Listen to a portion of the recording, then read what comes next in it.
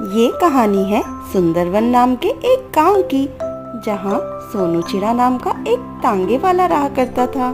एक दिन वो रेलवे स्टेशन के सामने खड़ा लोगों को आवाज दे रहा था। जिसे जिसे सुंदरवन जाना है, हमारे तांगे में आकर जल्दी से बैठ जाइए। तभी एक कबूतर उसके पास आता है और उसके तांगे में बैठ जाता है। ऐसे ही और भी पक्षी उसके पास आकर उसके तांगे में बैठ जाते हैं। दिन भर काम खत्म करने के बाद वो घर जाता है।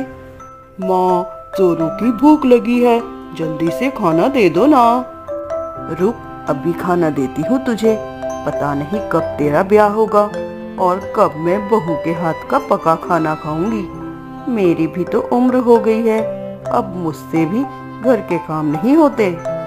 माँ, मुझे नहीं लगता अब इस घर में बहू आएगी। अरे, ऐसे अशुभ बोल क्यों बोलता है बेटा? माँ, तुम 6 साल से कोशिश कर तो रही हो, पर आज तक कोई चिड़िया नहीं मिली। ये सुनकर सोनू की माँ चुप हो जाती है और मन ही मन भगवान से प्रार्थना करने लगती है।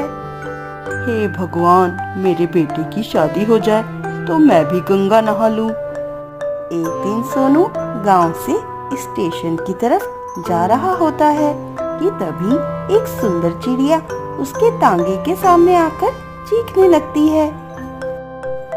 बचाओ बचाओ, ये लोग मुझे मार देंगे, कोई मुझे बचाओ। सोनू जैसे ही तांगा रोकता है, कुछ पक्षी लाठियां लेकर उस चिड़िया को मारने के लिए पहुंच जाते हैं और जोर जोर से चीखने लगते हैं। मारो मारो, इस पगली चिड़िया को जान से मार डालो। तभी सोनू बीच में आता है और कहता है, अरे, क्यों मार रहे हो इस बेचारी चिड़िया को? तुम बीच में मत आओ, ये पगली बच्चा चोर है। ये चिड़िया किसी का भी बच्चा उठाकर उसको लाड लडाने लगती है। हमें डर है कहीं किसी दिन ये हमारे बच्चे भी ना चुरा ले। ये सुनकर सोनू को उस चिड़िया पर बहुत गुस्सा आता है और वो चिड़िया से कहता है, क्या ये सच कह रहे हैं? नहीं, मैं पागल नहीं हूँ और न ही मैं बच्चा चोर हूँ। मुझे तो बस बच्चे बहुत प्यारे लगते हैं, इसीलिए मैं उन्हें लाड लडाने लगती हूँ। ये कहकर चिड़िया रोने लगती है और कालू को उस पर दया आ जाती है और वो उन लोगों को वहाँ से भगा देता है। तुम्हारा नाम क्या है और तुम कहाँ की रहने वाली हो? मेरा नाम टूनी है, मेरा इस दुनिया में कोई नहीं है।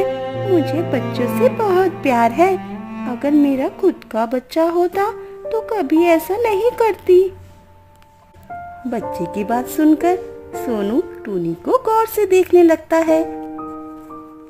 तुम्हारा बच्चा तो तभी होगा ना जब तुम किसी से शादी करोगी। आप मुझे बहुत पसंद है, क्या आप मुझसे शादी करना चाहेंगे? ये सुनकर सोनू के मन में शादी के लड्डू फूटने लगते हैं और वो बिना देर किए टूनी से शादी करने के लिए तैयार हो जाता है। दोनों मंदिर में जाकर शादी कर लेते हैं। फिर सोनू टूनी को लेकर घर आता है। सोनू की माँ चंपा उन दोनों को देखकर फूले नहीं समाती। अरे वाह बेटा, ये किया ना आज तूने अच्छा काम। चंपा अपनी बहू टूनी की मुंह दिखाई करती है और आस पड़ोस के पक्षी टूनी का रंग रूप देखकर हैरान रह जाते हैं। अरे वाह चंपा, तेरी बहू तो स्वर्ग की परी लगती है। तू तो बड़ी भागों वाली है जो तुझे चांद सी बहू मिली है। बस सब ईश्वर की कृपा है।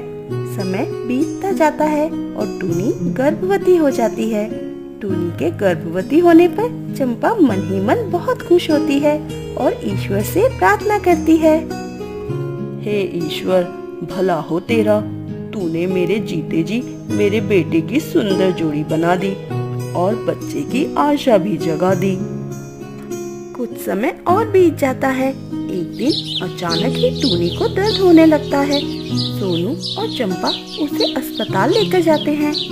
वे दोनों ही बच्चे के जन्म को लेकर फूले नहीं समा रहे होते, तभी अस्पताल में भगदड़ मच जाती है।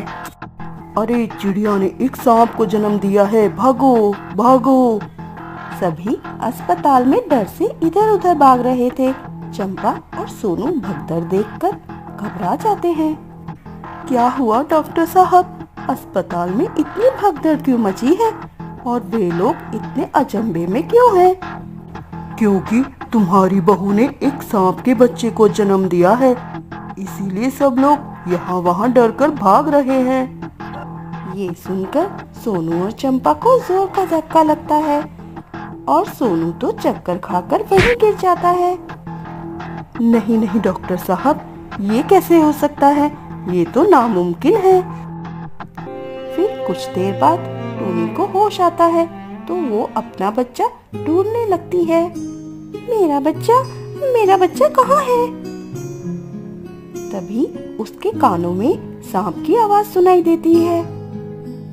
माँ, मैं यहाँ हूँ, मैं ही तुम्हारा बच्चा हूँ। नहीं, तुम मेरे बच्चे नहीं हो सकते। पर माँ, ये सच है, मैं ही तुम्हारा बच्चा हूँ। ये सुनकर टूनी फूट फूट कर रोने लगती है और अपने भाग्य को कोसते हुए कहती है, एक सांप की माँ कहलाने से मरना अच्छा है। अब मैं जिंदा नहीं रहूंगी, मैं मर जाऊंगी। ये कहकर टूनी रोने लगती है और तभी अचानक से आसमान काला हो गया। आसमान में बिजली कड़कने लगी और एक नागिन खिड़की के रास्ते टूनी के कमरे में प्रवेश करती है। उसे देख टूनी घबराते हुए कहती है, हे भगवान, ये क्या हो रहा है मेरे साथ?